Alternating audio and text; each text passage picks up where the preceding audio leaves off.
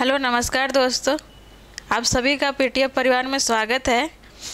आज का जो क्लास हमारा है करेंट अफेयर है और ये करेंट अफेयर जो है आप लोग का अक्टूबर मंथ का होगा। तो आइए देखते हैं करेंट अफेयर का पहला प्रश्न क्या है।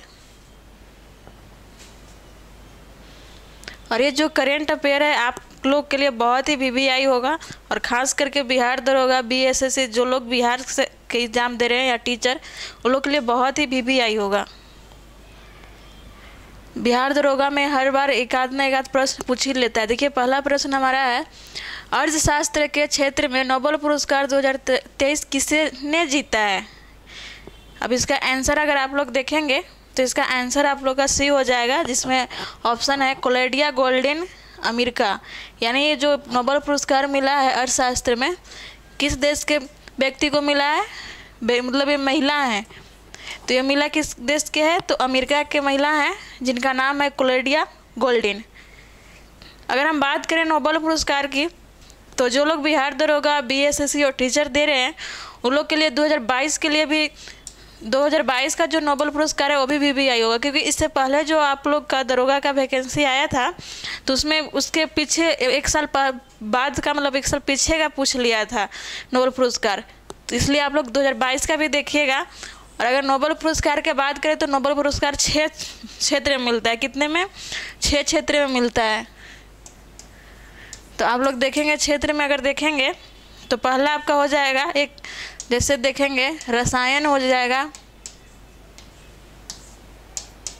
दूसरा में आपका भौतिक हो जाएगा, तीसरा की अगर हम बात करें तो आपका हो जाएगा अर्थशास्त्र, चौथा में आप देखेंगे शांति हो जाएगा,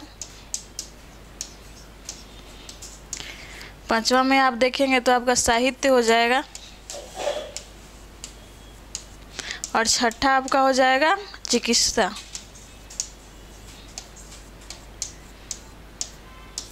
तो हमारे जो अंतर्राष्ट्रीय मंच स्वीडन या नॉर्वे के द्वारा जो मिलता है पुरस्कार नोबेल पुरस्कार कितने भाग क्षेत्र में मिलता है? 6 क्षेत्र में।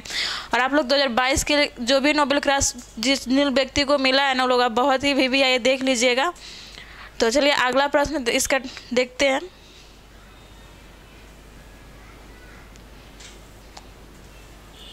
जैसे डिस्कशन में है क्यों मिलता है, ये बोला क्यों मिला है। हार्वर्ड विश्वविद्यालय की प्रोफेसर देखिएगा कहता है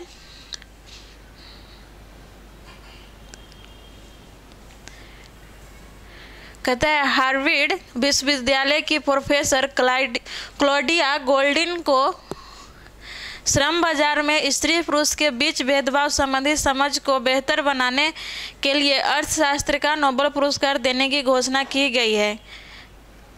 अर्थशास्त्र में नोबेल पुरस्कार कौन प्रदान करता है? तो ये आप देखेंगे तो हो जाएगा the royal Swedish academy of sciences. ये स्वीडन के द्वारा प्रदान किया जाता है और ये आपको लगभग दिसंबर में दिया जाता है। घोषणा इसका अक्टूबर से प्रारंभ हो जाता है और दिया जाता है दिसंबर में। कब से देना प्रारंभ होता है? तो दिसंबर से दिया जाता है, 10 दिसंबर से स्टार्ट हो जाएगा। और ये किसके द्वारा दिया जाता है अर्थशास्त्र का पुरस्कार? तो स्वीडन के द्वारा दिया जाता है। चलिए आगे देखते हैं, अगला प्रश्न देखते हैं। हम लोग का अगला प्रश्न है, अगला प्रश्न आप देखेंगे तो अगला प्रश्न हम लोग का है भारत ने इजराइल और फिलीपींस संगठन हमास के बीच जंग में फंसे भारतीयों को वापस लाने के लिए किस ऑपरेशन को शुरू किया है। ये भी हो सकता है आप लोग के लिए इस बार का जो भी 2023 या 24 में जो एग्ज़ाम होगा उसके लिए वीवीआई होगा, क्योंकि ऑपरेशन हर बार एक कोई ना कोई, जैसे सूडान से हो गया, तुर्की से हो गया, इस सब में ऑपरेशन चलाया गया था भारत के द्वारा। तो किसी न किसी एग्ज़ाम में पूछ लिया था, तो आप लोग के लिए भी वीवीआई होगा। तो अगर आप इसका आंसर देखेंगे तो इसका आंसर आप लोग का हो जाएगा ऑपरेशन अजय। क्या है? ऑपरेशन अजय। चलिए इसका डिस्कशन देख लेते हैं। इसका डिस्कशन है ऑपरेशन अजय इजराइल से भारतीय नागरिक को वापस लाने के लिए शुरू किया गया है एक अभियान है। ये कोई बचाव अभियान नहीं है। इस अभियान में सिर्फ उन भारतीयों को वापस लाया जाएगा जो आना चाहते हैं। इसमें सभी भारतीयों को वापस नहीं लाया जाएगा। ये कौन सा अभियान है? तो ये मतलब भारतीयों को, भारतीय नागरिक जो है वहाँ से लाने वाला अभियान है। और ये वही भारतीयों को ला सकता है जो वहाँ से आने के इच्छुक हो। चलिए अगला देखते हैं। अगला प्रश्न हमारा क्या है?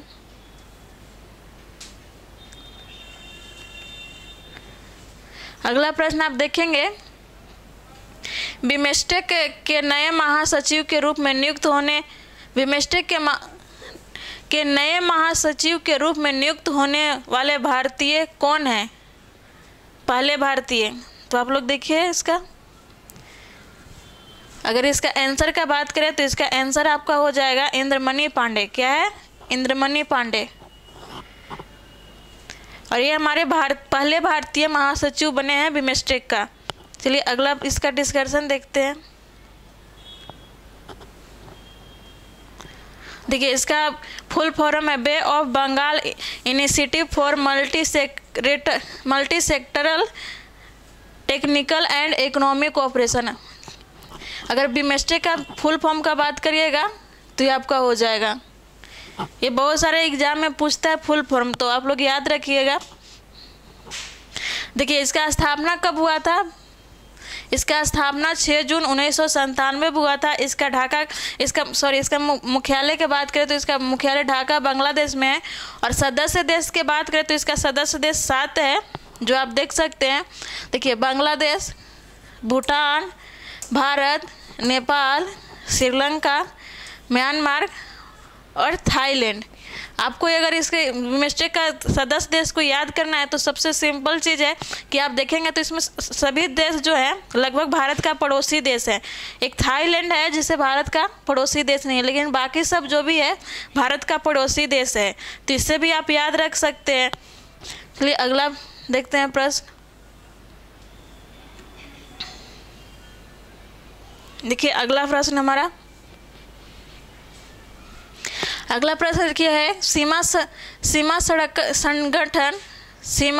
संगठन BRO के 28वें महानिदेशक कौन बने हैं? अब आपको बताना है कि इसका महानिदेशक कौन बने हैं। तो इसका आंसर अगर आप देखेंगे तो इसका आंसर आप लोग का हो जाएगा लेफ्टिनेंट जनरल रघु श्रीनिवासन। क्या है? Lieutenant general Raghu Srinivasan.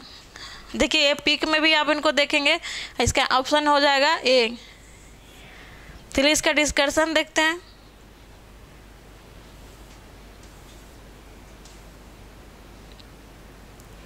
देखिए यहाँ पर आपको BRO का फुल फॉर्म दिया हुआ है। देखिए बॉर्डर रोड ऑर्गेनाइजेशन है। क्या है? बॉर्डर रोड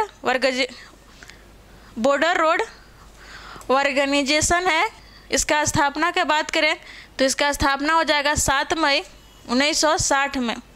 कब हुआ था? 7 मई 1960 का इसका मुख्यालय हो जाएगा नई दिल्ली। चलिए अगला प्रश्न देखते हैं।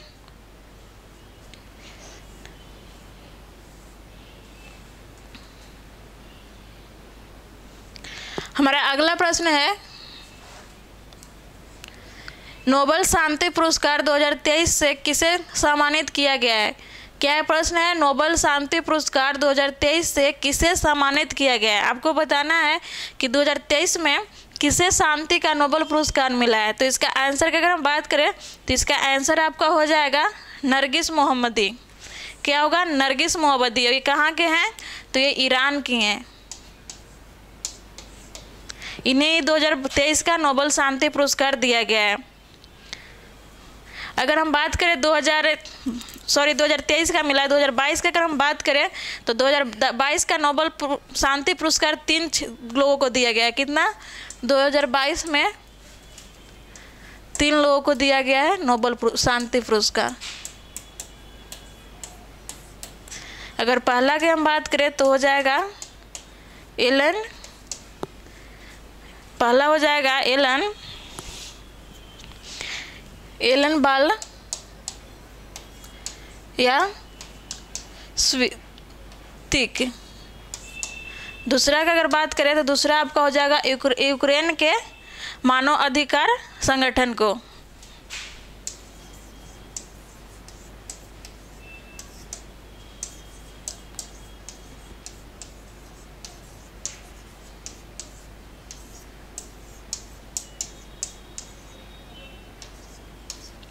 तीसरा भी आपको हो जाएगा, तीसरा हो जाएगा रूस का मानव अधिकार मेमोरियल संगठन को।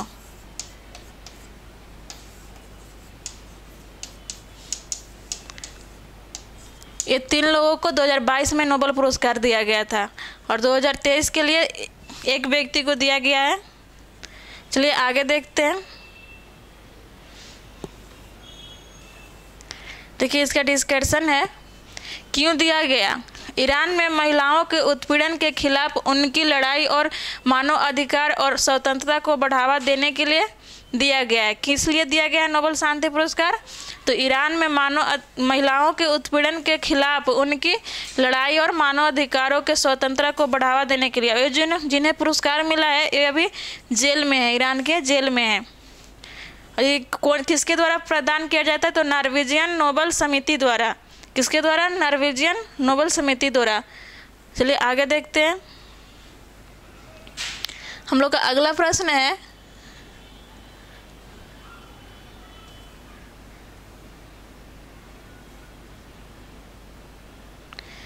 अगला प्रश्न है, चौथा पैरा एशियाई खेल 2022 या 23 के पदक तालिका में कौन सा देश पहले स्थान पर है? तो आपको बताना है कि 2022-23 में जो चौथे पैरा एशियाई खेल हुआ है उसमें पहले स्थान पर कौन सा देश है।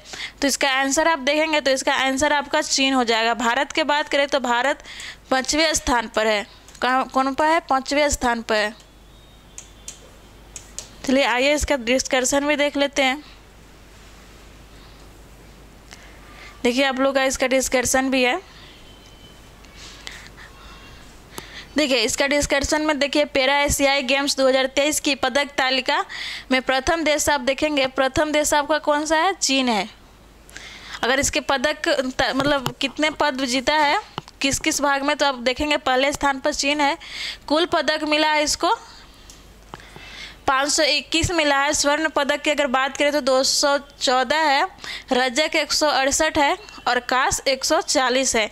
आपको अगर ये जो आया है 521 है, ये भी आप लोग को याद रखना होगा। और प्रथम देश कौन सा है? चीन है। कभी कभी दूसरे स्थान भी पूछ लेता है, तो दूसरे स्थान में आप देखेंगे कौन सा है? ईरान है। कौन है? ईरान है। अगर ये पदक तालिका में इसके पास कितने पदक मिले हैं तो आप देखेंगे तो इसको पदक कितने मिले हैं? तो 131 मिले हैं। कुल पदक कितने मिले? 131 मिले हैं। और इसमें अगर बात करें स्वर्ण की तो इसमें स्वर्ण पदक हो जाएगा 40, रजत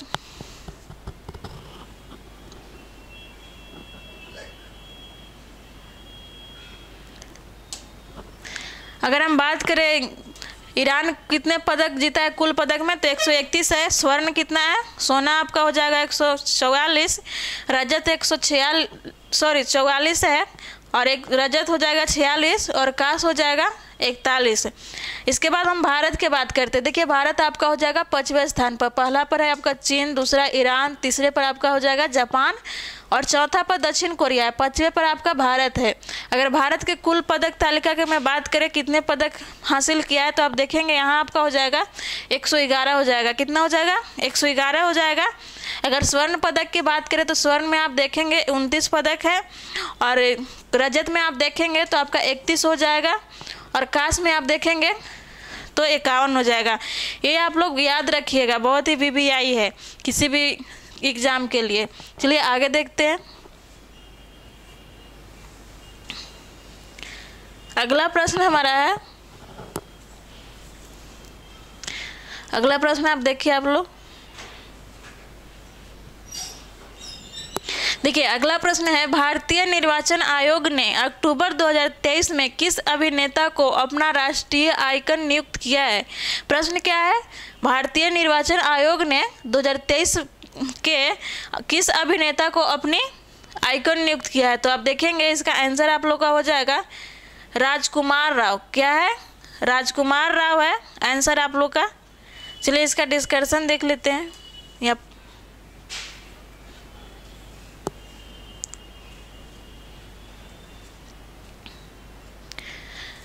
देखिए निर्वाचन आयोग का इंग्लिश में है इलेक्शन कमीशन ऑफ इंडिया। इसका शॉर्ट नाम है आपका ECI। क्या होता है निर्वाचन आयोग का शॉर्ट नेम? ECI। इसका फुल फॉर्म हो जाएगा इलेक्शन कमीशन ऑफ इंडिया। देखिए अगर आप बोलता है भारत, एक मिनट पेन ले लेते दूसरा, बोलता है भारत निर्वाचन आयोग या भारतीय चुनाव आयोग की स्थापना के बात करें तो हो जाएगा आपका, स्थापना कब हुआ है? 25 जनवरी 1950 में। ये सब आप लोग के दरोगा या फिर BSSC के लिए बहुत ही VBI होगा, क्योंकि ये सब आप लोग से पूछ सकता है। स्थापना भी पूछ देता है डेट के साथ में, तो आप लोग याद रखिएगा। इसलिए अगला पॉइंट है, देखिए कहता है इसलिए 25 जनवरी को क्या है? 25 जनवरी को राष्ट्रीय मतदाता दिवस मनाया जाता है। कब मनाया जाता है? 25 जनवरी। किस उपलक्ष्य में मनाया जाता है? तो इसी दिन ही भारतीय चुनाव आयोग की स्थापना हुआ था, इसलिए मनाया जाता है। अगर इसके मुख्यालय की बात करें तो इसकी मुख्यालय कहाँ है? तो दिल्ली है, नई दिल्ली है। भारत के अभी वर्तमान में बात करें भारत के मुख्य निर्वाचन आयुक्त की, तो आप देखेंगे अभी वर्तमान में राजीव कुमार हैं। कौन है? राजीव कुमार हैं। चलिए आगे देखते हैं। देखिए अगला प्रश्न हम लोग क्या है, आप लोग देख सकते हैं। हम लोग का अगला प्रश्न है रॉबर्ट फिको किस देश के चौथी बार प्रधानमंत्री को बने हैं? किस देश के प्रधानमंत्री बने हैं? तो इसका आंसर अगर आप देखेंगे तो इसका आंसर हो जाएगा स्लोवाकिया। क्या होगा? स्लोवाकिया हो जाएगा।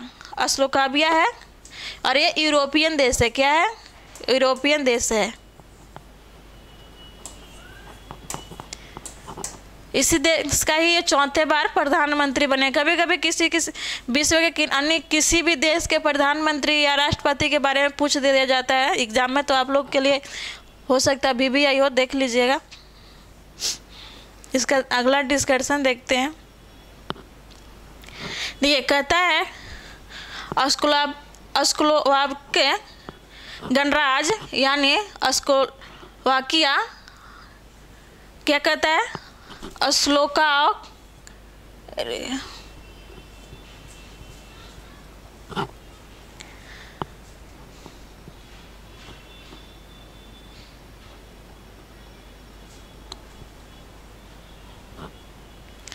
कहता है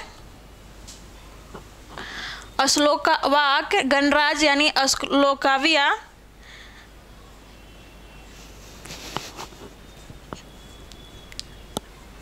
यह एक यूरोपीय महाद्वीप में स्थित देश है। इसकी राजधानी की बात करें तो ब्रातिस्लावा है। क्या है? ब्रातिस्लावा है। ये इसका मुद्रा की बात करें तो इसका मुद्रा यूरोप हो जाएगा। और राष्ट्रपति का बात करें तो जुजाना कापुतोवा है। क्या है राष्ट्रपति का नाम? जुजाना कापुतोवा है। चलिए आगे देखते हैं।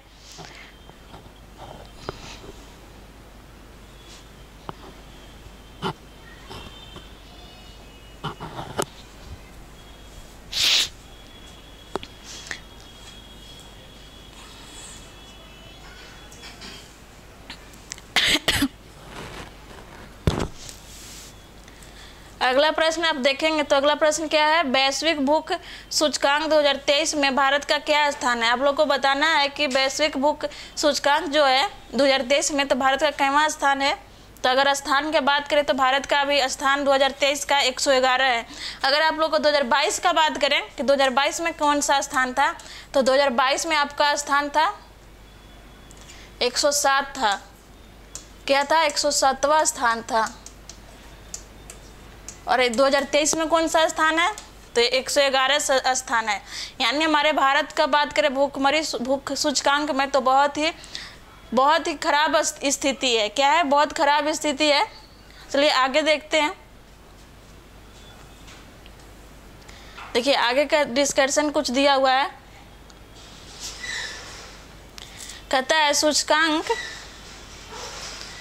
सूचकांक में शीर्ष 3 देश, यानी आपको सूचकांक के शीर्ष 3 देश के बारे में बात करता है। पहला की अगर बात करें तो पहला देश आपका हो जाएगा बेलारूस, जिसका स्थिति बहुत ही अच्छा है और ये भी यूरोप का देश है, यूरोप महाद्वीप में स्थित है। दूसरा है बोस्निया है, दूसरा आपका क्या है, बोस्निया है। तीसरा आपका हर्जिगोविना है। क्या है, हर्जिगोविना है।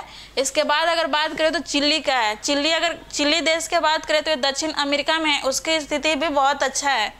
इसके बाद अगला टॉप कहता है पॉइंट, सूची में भारत के पड़ोसी देश। अब देखिए कि भारत के पड़ोसी देश जो हैं भारत से अच्छे स्थिति में है या खराब में। तो आप देखेंगे पाकिस्तान, जहाँ की देखेंगे वहाँ के खाद्य के बारे में बहुत ही ज़्यादा महंगा है, लेकिन फिर भी देखिए इसकी स्थिति भारत से अच्छा है। इसका स्थान कौन सा है, तो 99वें स्थान पर है। अगर श्रीलंका की बात करें तो श्रीलंका में देखेंगे कि पिछले साल आर्थिक संकट आया था, लेकिन उसके बावजूद भी श्रीलंका का स्थान भारत से कहीं ज़्यादा अच्छा है। श्रीलंका का स्थान कहाँ है, तो 60वें स्थान पर है। बांग्लादेश की बात करें तो बांग्लादेश का स्थान क्या है, 81 है। नेपाल की अगर बात करें, नेपाल एक सौ छोटा सा देश है, फिर भी उसकी स्थान भारत से कहीं ज़्यादा अच्छा है। कौन सा स्थान है, तो 69 स्थान पर है। इसलिए भारत हमेशा मतलब अंतर्राष्ट्रीय संगठन पर आरोप लगाता है कि उस भारत की स्थिति को विश्व पटल पर खराब दिखाया जा रहा है। क्योंकि अगर बात करें इसके अथी में देखेंगे तो आप पाकिस्तान की बात करें, जहाँ की उसकी स्थिति बहुत ही खराब है, लेकिन फिर भी भूखमरी सूचकांक में अच्छा स्थान दिखाया गया है। अगर जारीकर्ता की बात करें तो जारीकर्ता कर्सन वर्ल्ड वाइफ देखेंगे क्या है, कर्सन वर्ल्ड वाइफ आयरलैंड और बेल्ट हंगर हिल्फ संगठन द्वारा जारी किया गया है। और ये 2 देशों के संगठन है, एक आयरलैंड का है और दूसरा जर्मनी का है। चलिए आगे देखते हैं। हम लोग का अगला प्रश्न है, आप देखेंगे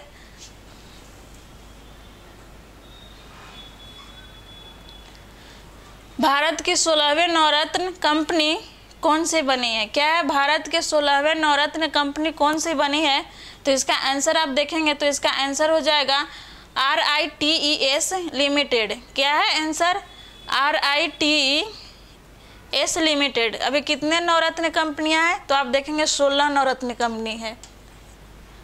इससे पूर्व 14 था। देखिए इसका डिस्कशन भी होगा। देखिए डिस्कशन में है, वित्त मंत्रालय ने, डिस्कशन का पहला पॉइंट है, वित्त मंत्रालय ने रेलवे से जुड़ी 2 कंपनी, क्या है, रेलवे से जुड़ी 2 कंपनी RITES लिमिटेड, क्या है, RITES लिमिटेड 16वें और इरकॉन को 15वें नवरत्न कंपनी की दर्जा दी है।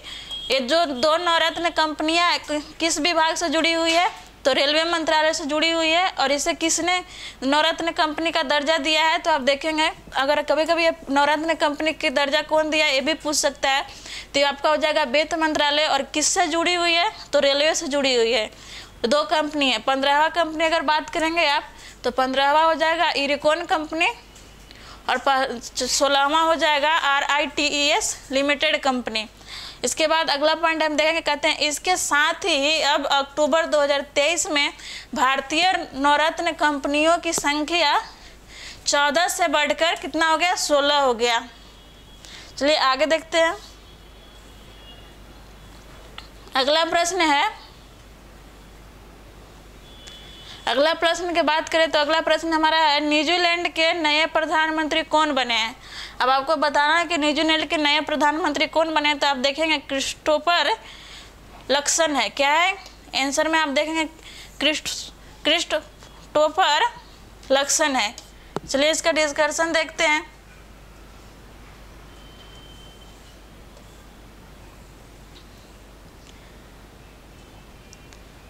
देखिए कहता है न्यूजीलैंड ओशनियन महाद्वीप में स्थित है। कहाँ है, ओशनिया महाद्वीप में स्थित है। इसकी राजधानी वेलिंगटन है। न्यूजीलैंड की राजधानी कहाँ है, तो वेलिंगटन है। और इसकी करेंसी क्या है, न्यूजीलैंड डॉलर। ये आपका डिस्कशन था। चलिए अब आगे देखते हैं। राजधानियाँ भी बहुत बार एग्जाम में पूछा है, खास करके दरोगा में तो हर बार एक ना एक पूछ ही देता है। चलिए अगला प्रश्न है, किस स्पेस एजेंसी ने क्षुद्र ग्रहों के अध्ययन करने के लिए साइकी मिशन, क्या है साइकी मिशन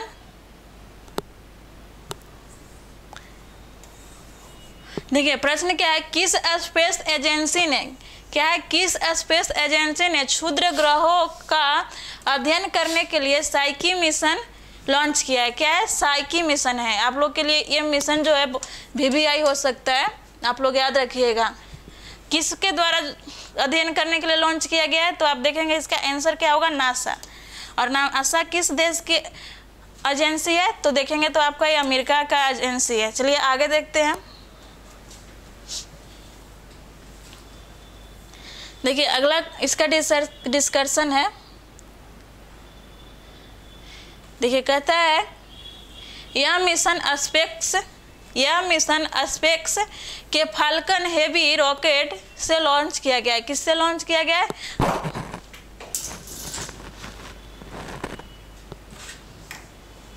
किससे लॉन्च किया गया है? तो फाल्कन हेवी रॉकेट से लॉन्च किया गया है। इस मिशन का उद्देश्य क्या है?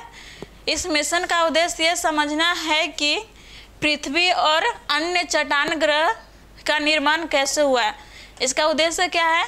इसका उद्देश्य ये अध्ययन करना है कि पृथ्वी और अन्य चट्टान ग्रह का निर्माण कैसे हुआ। किसके द्वारा लॉन्च किया गया था? तो अमेरिका के द्वारा, अमेरिका का नासा एजेंसी के द्वारा लॉन्च किया गया था। और मिशन क्या था, ये सब आप लोग याद रखिएगा। चलिए अगला प्रश्न देखते हैं। अगला प्रश्न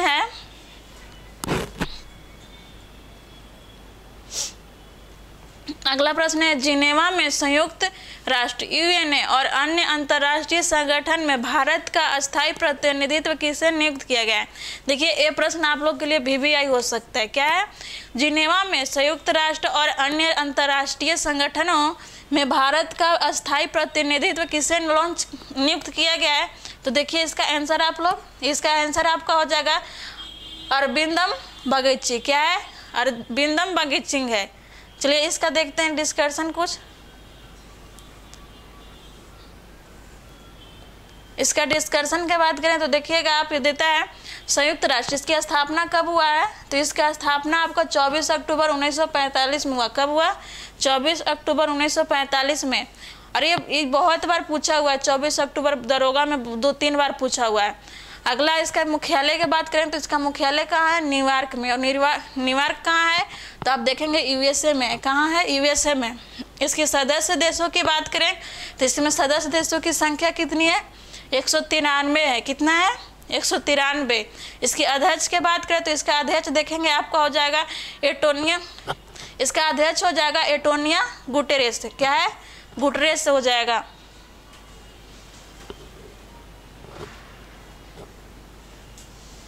सभी हम नहीं करवाते हैं।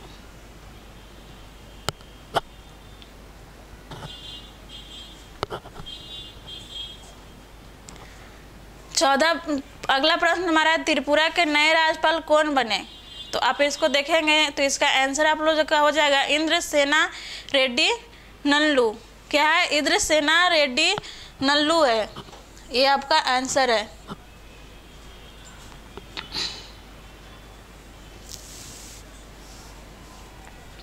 त्रिपुरा के कुछ डिस्कशन है। अगर इसकी राज्य के गठन का रूप में देखेंगे तो कब हुआ था? 21 जनवरी 1972 को। कब हुआ था? 21 जनवरी 1972 को।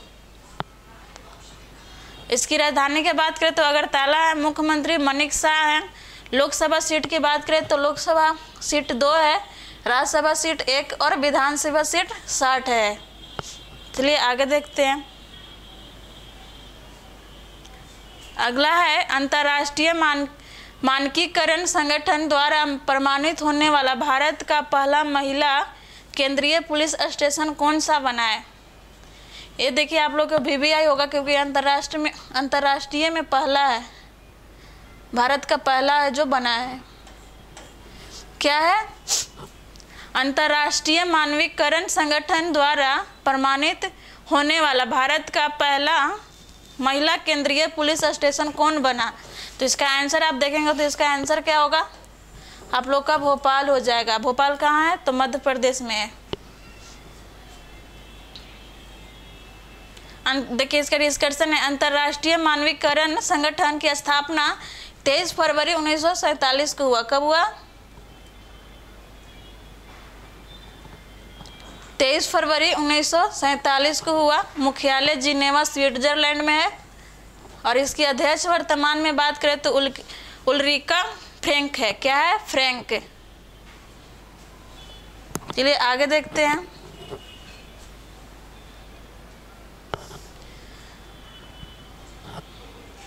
हम लोग का अगला प्रश्न है ग्लोबल रिमोट वर्क इंडेक्स।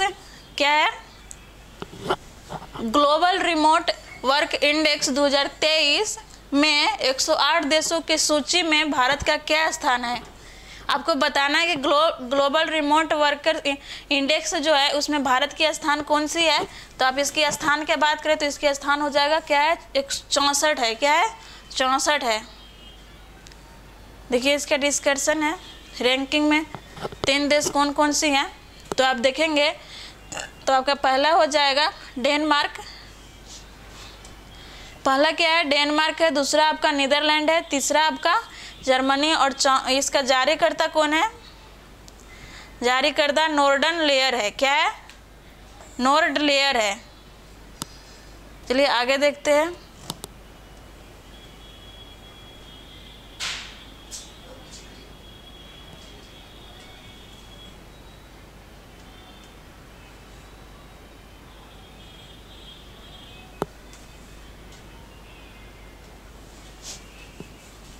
अगला प्रश्न आप लोग का है, देखिए कहता है भारत ने किस वर्ष तक अंतरिक्ष में एक भारतीय अंतरिक्ष केंद्र स्थापित करने का लक्ष्य रखा है? क्या प्रश्न है? भारत ने, देखिएगा, भारत ने किस वर्ष अंतरिक्ष में भारतीय अंतरिक्ष केंद्र स्थापित करने का लक्ष्य रखा है? क्या है? लक्ष्य रखा है। तो इसका आंसर आप देखेंगे तो ये 2035 है। क्या है? 2035 है। चलिए इसको आगे देखते हैं। अगला प्रश्न क्या है? देखिए अगला प्रश्न हमारा है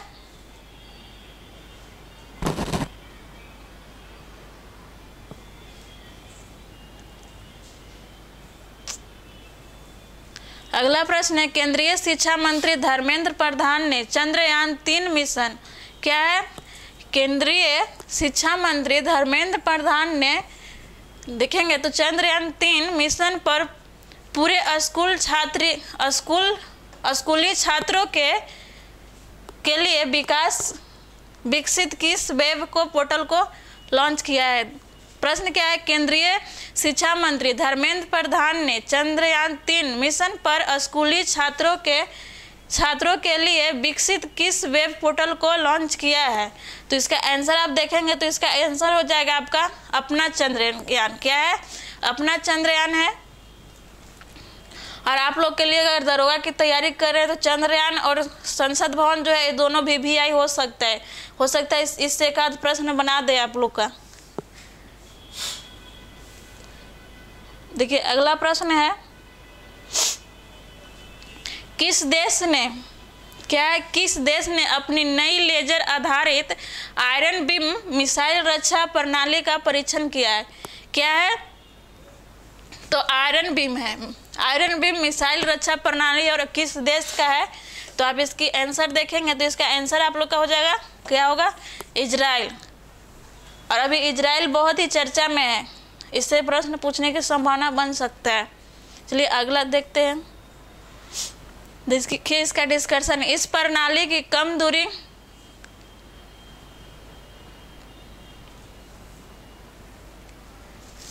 देखेंगे आप लोग। कहता है इस प्रणाली को कम दूरी के रॉकेट, तोपखाने, मोटर्स, बमों की नष्ट करने के लिए डिजाइन किया गया है। किसके लिए डिजाइन किया गया है? तो कम दूरी के रॉकेट के लिए, तोपखाना और मोटर्स बम को नष्ट करने के लिए, इन तीनों को नष्ट करने के लिए डिजाइन किया गया है। यह प्रणाली मानव रहित हवाई वाहनों को भी रोक सकती है। किसको रोक सकती है? तो मानव रहित हवाई वाहन जो है उसे भी ये रोक सकती है। इसकी रेंज कितनी है? तो इसकी रेंज 7 किलोमीटर है। क्या है? 7 किलोमीटर है। चलिए आगे देखते हैं।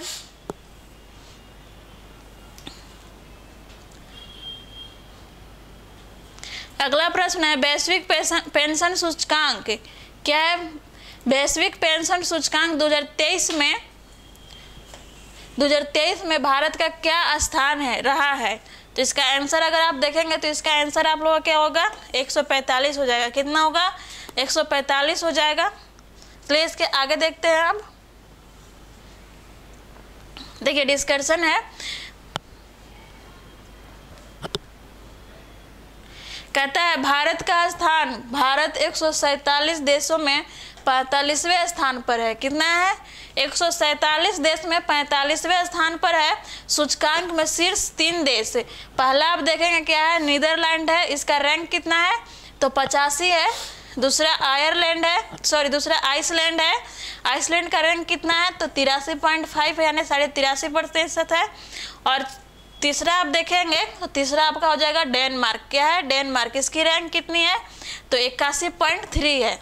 चलिए आगे देखते हैं।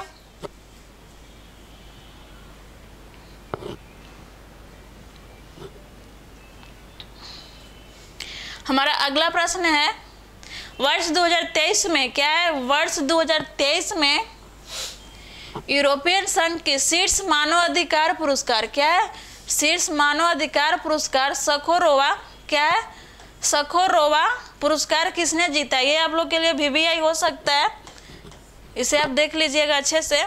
इसका आंसर अगर आप देखेंगे तो इसका आंसर हो जाएगा जीना महसा अमीनी। क्या है, जीना महसा अमीनी। और ये किस देश की हैं तो ये ईरान की हैं। कहाँ के हैं, ईरान के रहने वाले हैं और इनका नाम है जीना महसा अमीनी। चलिए इसके आगे देखते हैं। देखिए डिस्कशन है, ये किस लिए मिला है देख लीजिए आप लोग। कहता है इस्लामी हिजाम, क्या है, इस्लामी हिजाम नियमों का पालन न करने के आरोप में पुलिस हिरासत में मृत पाई गई कुर्दिश मूल की ईरानी महिला, सॉरी कुर्दिश है, कुर्दिश मूल की ईरानी महिला महसा अमीनी को यूरोपीय यूनियन ने, क्या है, यूरोपीय यूनियन ने EU के शीर्ष मानव अधिकार पुरस्कार देने की घोषणा की गई है। किस लिए दिया गया है तो ये कुर्दिश मूल की ईरानी महिला है, इनकी मृत्यु भी हो गई है जेल हिरासत में, इनको यूरोपीय यूनियन का मानवाधिकार पुरस्कार दिया जा रहा है। अगला प्रश्न देखिएगा। हम लोग का अगला प्रश्न है, सुप्रीम कोर्ट ने किस अधिनियम के तहत समलैंगिक विवाह कानून, क्या है, समलैंगिक विवाह को कानूनी मान्यता देने से इनकार कर दिया है। किसने इनकार किया है तो सुप्रीम कोर्ट ने। किस अधिनियम के तहत किया है तो ये आपको बताना है। तो अगला इसका आंसर आप देखेंगे तो इसका आंसर हो जाएगा स्पेशल मैरिज एक्ट। क्या है, स्पेशल मैरिज एक्ट है। चलिए आगे देखते हैं। देखिए डिस्कशन में है, अक्टूबर 2023 को अब सुप्रीम कोर्ट की 5 सदस्य संविधान पीठ ने 3:2 के बहुमत से समलैंगिक विवाह को कानूनी मान्यता देने के लिए विशेष विवाह अधिनियम में संशोधन करने से इनकार कर दिया। किसमें किया तो विशेष विवाह अधिनियम में संशोधन करने से इनकार कर दिया। किसने किया तो सुप्रीम कोर्ट ने। चलिए आगे देखते हैं। हम लोग का अगला प्रश्न है, प्रधानमंत्री नरेंद्र मोदी ने, क्या है, प्रधानमंत्री नरेंद्र मोदी ने किस नाम से भारत की पहली सेमी हाई स्पीड, क्या है, सेमी हाई स्पीड क्षेत्रीय रेलवे सेवा का उद्घाटन किए हैं। क्या है, सेमी हाई स्पीड क्षेत्रीय रेलवे सेवा का उद्घाटन किए हैं। तो इसका आंसर आप देखेंगे तो इसका आंसर हो जाएगा नमो भारत। क्या है, नमो भारत है। चलिए आगे देखते हैं। इस ट्रेन की अगर दूरी की बात करें, प्रति घंटा कितनी दूरी तय कर सकता है तो 180 किलोमीटर प्रति घंटा की रफ्तार से दौड़ सकती है। चलिए आगे देखते हैं। हम लोग का अगला प्रश्न है, केंद्रीय गृह मंत्री, क्या है, केंद्रीय गृह मंत्री अमित शाह ने भारत के पहले IFFCO nano liquid dry ammonia phosphate, क्या है, IFFCO IFFCO nano liquid dry ammonia phosphate के फर्टिलाइजर संयंत्र का उद्घाटन कहाँ किए हैं? किसका? फर्टिलाइजर संयंत्र का उद्घाटन कहाँ किए हैं? तो इसका आंसर आप देखेंगे तो इसका आंसर हो जाएगा गांधीनगर गुजरात। क्या हो जाएगा? गांधीनगर गुजरात। एक प्रश्न में आपको बहुत सारा आंसर भी है और बहुत सारा प्रश्न बन सकता है। किसके द्वारा किया गया? तो आप देखेंगे अमित शाह द्वारा किया गया। क्या है? तो ये इफको द्वारा, इफको के nano liquid dry ammonia phosphate है। और ये किसके द्वारा तैयार किया जाएगा? किस यंत्र के द्वारा?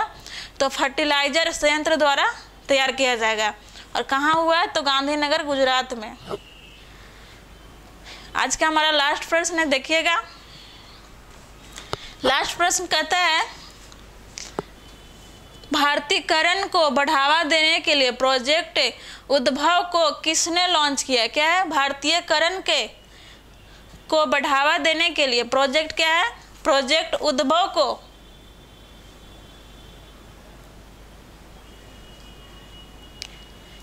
क्या है? प्रोजेक्ट उद्भव को किसने लॉन्च किया है? आपको बताना है कि किस व्यक्ति या किस के मंत्रालय के द्वारा लॉन्च किया गया। तो इसका आंसर आप देखेंगे तो इसका आंसर आपका हो जाएगा राजनाथ सिंह रक्षा मंत्री। क्या है? राजनाथ सिंह रक्षा मंत्री। तो आज का हमारा प्रश्न यहीं तक था, बाकी आगे के एपिसोड में आएगा। आप लोगों के लिए अगर अच्छा लगता है तो इसे शेयर और लाइक भी कीजिए। Thank you.